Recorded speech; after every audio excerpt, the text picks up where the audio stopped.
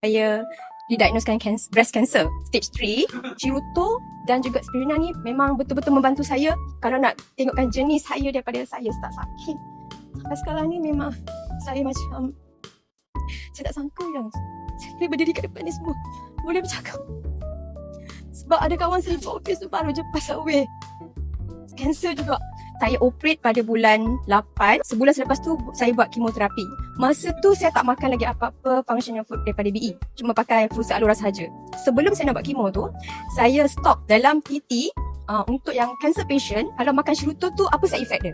Boleh ke tak makan? Punya apply, saya cakap kat dia, saya nak beli Shruto, saya nak makan bila saya start kemoterapi.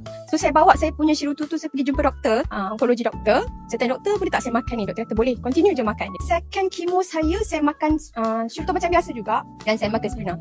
Dan masa tu dapat beza dia, gabungan mantap meletup terbabum dia tu buatkan body saya lebih energetik, lebih bertenaga. Masa tu bulan puasa. Doktor tanya saya, boleh puasa ke dah? Saya cuba, saya boleh puasa penuh. Alhamdulillah. Okay, next, udah. Dia akan datang balik jumpa saya bulan 10. Saya akan buat PET scan untuk check saya punya cancer. Is it ada spread kat badan ataupun tak lah. So, setakat ni Alhamdulillah. Cancer marker saya, ya Alhamdulillah lah setakat ni. Ciruto dan juga spirulina ni memang betul-betul membantu saya sampai hari ni lah.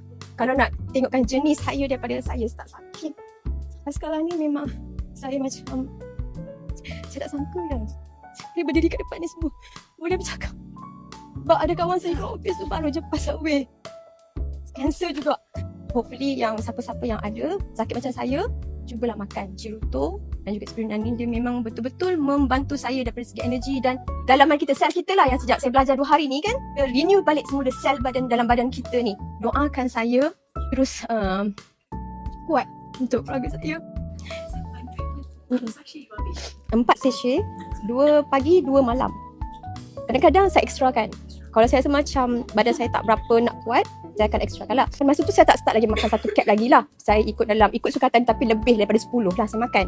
Sekarang saya makan lebih. Ya, masa buat treatment tu saya pakai full set. Kecuali seamless bra kot masa tu.